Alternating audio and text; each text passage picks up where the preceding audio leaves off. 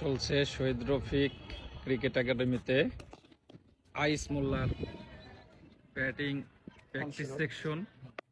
Practice করছেন আইস মোল্লা এবং বোলিংয়ে তার সাথে হেল্প করছেন আমাদের প্রিয় মামুন ভাই, শহীদ রফিক ক্রিকেট একাডেমির কোচ। তো আইস মোল্লা দীর্ঘদিন পরে ইনজুরি কাটিয়ে মাঠে ফিরছে।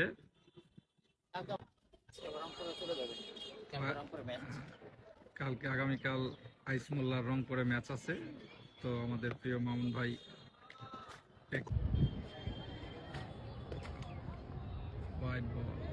তো আমি একদম সুন্দর শট, তেমন একটা পাই না।